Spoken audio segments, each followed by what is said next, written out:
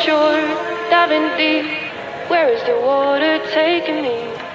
Trying hard, bittersweet. Cabin fever's pulling me. Hello mga ka-advice and welcome back sa ating YouTube channel. Hello mga ka-advice, happy third week! Yes, nakatatlong linggo na po tayo ng 2024 at patatlong linggo na po sa buwang ito ng Enero at we are so blessed dahil tayo po ay hindi na bokya sa ating hosting career sa ating hosting. Ngayong linggong ito may humabol po na isa sa ating hosting event. Maraming salamat kay Zen Bisaya man, kay Zen Ira ng Sitio Camarin, Barangay Castillo, Batangas. Thank you so much for inviting me at syempre kay JM for recommendation. At ngayon ding linggong ito, hindi po tayo napapagod. Opo, yes, dahil na-invite din po tayo as one of the judges ng career event ng ating eskwelahan. So maraming salamat din sa lahat ng mga bumubuo ng Personality Development subject ng Pansol Integrated National High School. Thank you so much for inviting me. At syempre, ngayon ding linggong ito, opo, ay sobra tayo naging busy to monitor our student. Nakaka-proud dahil ang ating advising class ay nag-present naman sa kanilang aerobic competition sa ating ding eskwelahan. Kaya kung ano pang iba natin mga ganap for this week, let's find it out. Samahan niyo ako. Come on, let's reminisce it. Sobrang aga natin ngayong araw na ito. Opo, tama po kayo. 5 AM nasa school na tayo, hindi pa sumisikat ang haring araw at syempre, inspired tayo sa pagpasok ngayong araw ng Lunes para sa linggong ito dahil bukod sa bago yung sapatos natin, bago din yung haircut natin for this month. Preparation na rin ito ng Sir Allen para sa review quiz na gaganapin ngayon sa mga handle ko mga section sa aking mga subject na creative writing at 21st century literature. Syempre, iba kapag aaralin mo din ng bonggang-bongga yung ituturo mo at i-review mo for your students. Kaya naman inihanda ko na rin lahat ng mga test papers na gagamitin nila para mamaya. Para sa araw ng Martes, wala tayong ganap kaya mag-jump na tayo sa Wednesday. Isa na siguro sa mga hindi dapat malimutan sa routine natin every week ay ang pagdalaw natin sa mahal na ina para magnobena para sa kanya. Pagkatapos ng nobena, nakaramdam ako ng konting gutom kaya sa pinakamalapit na fast food chain na lang ako pumunta at umorder ng pinakamurang pagkain para masolve yung cravings natin. At habang kumakain na ako, nakita ko ang mga batang ito na naglalaro sa labas ng fast food chain. Sobrang nakaka-amaze dahil in their young age, sinusubukan pa rin nila maging masaya sa isang simpleng bagay na makakapagpaligaya sa kanila. Talaga namang bumabalik ang mga alaala ng aking kabataan. So live na live po kami nanonood ngayon ng aerobics competition ng ating mga grade 11 students. Sila!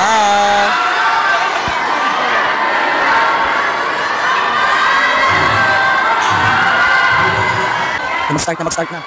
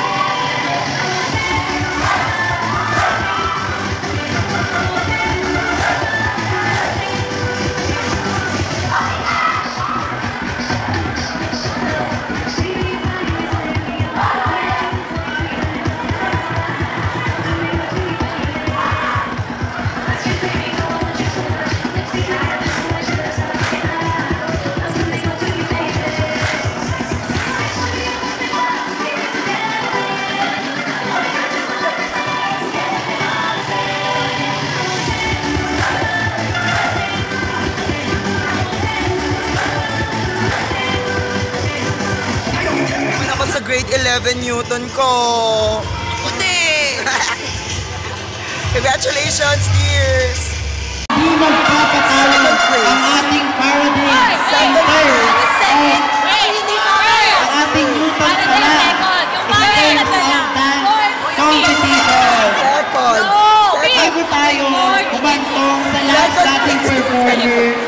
Second place. Our next judge is indeed a pageant enthusiast, a graduate of Bachelor of Secondary Education, major in English. He has been once a candidate in Mr. and Miss Manila Cup held in San Jose, Batangas. A well-invited judge in different school pageantries, a program coordinator, a seminar coordinator in personality development coordinator of varied youth-affiliated organizations here in Padre Garcia. A proud alumnus of the school, let us welcome the most congenial person with the most congenial personality, Sir Peter Allen Gomez.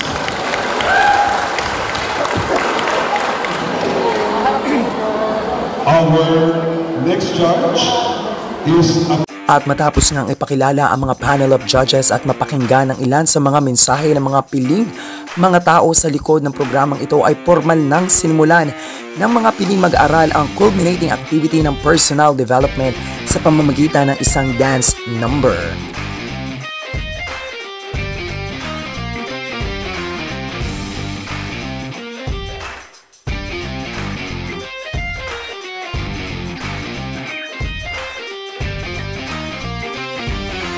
Sa likod nga ng mga uniformeng ito na isinuot ng ating mga mag-aaral bilang mga hurado at bilang mga guro ng mga batang ito ay aming inaasahan na sana ay kanilang makamtan ang mga pangarap nila mga propesyon sa buhay. Ilan nga sa kanila ay mga piloto, mga accountant, mga pulis, sundalo, flight attendant at meron pa nga nagbihis na mga guro. We are wishing you the best mga estudyante namin ng PINHS. O tara na, Biyernes na. Kaya naman, mga kapamilya, kapuso at ka-advice, Catch Up Friday na. Napili nga ang inyong abang lingkod para mag-facilitate ng ilan sa mga sessions ng ating Catch Up Friday. Una na nga diyan ay ang ating health education. So bilang panimula at orientation ng ating health education session ay ating tinuruan at tinipon ng ating mga grade 11 students sa ating gymnasium. At syempre, last meeting na rin ito ng ating creative writing class. So, for today's ganap, Saturday ngayon, mag-prepare lang tayo, maglalaba tayo, mag-aayos tayo ng bahay, household chores naman tayo for today's ganap. And at the same time, mag-prepare tayo for another opportunity and blessings ng hosting ngayong weekend, Saturday.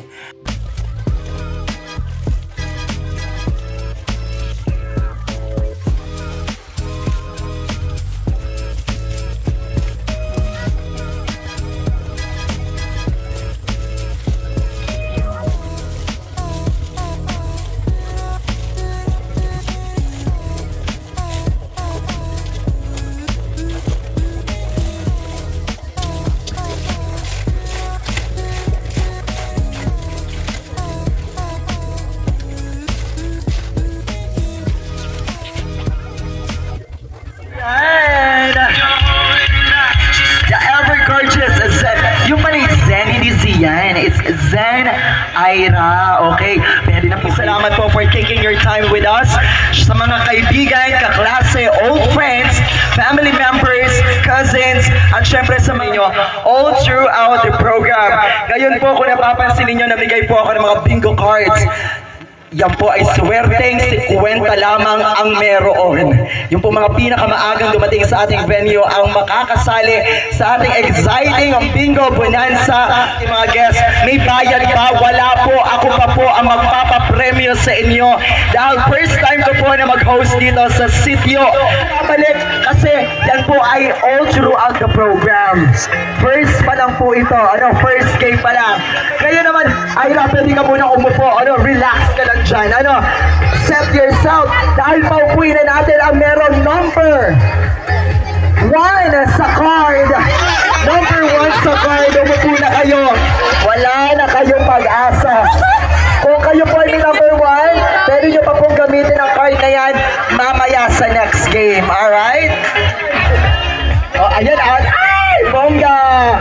Alang-alang sa 40. Hoy! Makakaisang salub ka ng NFA. 1, 2, 3, 4, 5, 6, 7, 8. Lucky 8. Sino kaya sa 8 ito ang uupo? Tingnan natin. Ang merong number 67 sa card. Nagalit sa akin. Opo, sorry po. Oo. Oh, dalawa na agad na nalagas, ha? Alright.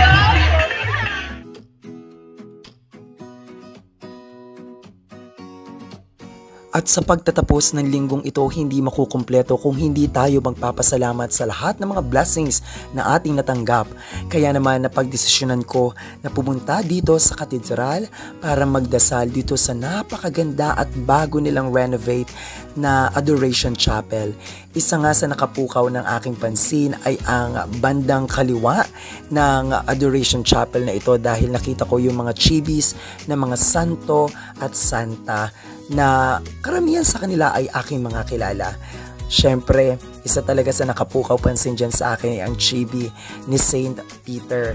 Kasi iyang-iyan din ang chibi na ipinamigay ko bilang souvenir nung nakaraang piyesta ng aming santo dito sa aming barangay. At ayan nga mga ka-advice sa mga kaganapang nangyari ngayong linggong ito sa ikatlong linggo ng ating vlog ngayong 2024. Kaya naman, nagpapasalamat ako sa lahat mga nakasama natin sa mga video clips na nandito sa ating vlog. Maraming salamat sa inyong lahat at aabangan ko pa ang iba't ibang mga moments natin sa mga susunod pa mga panahon.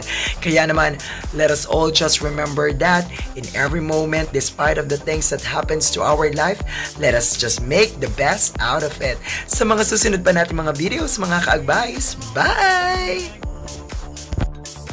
Falling short, diving deep. Where is the water taking me? Trying hard, bittersweet. Cabin fever's pulling me.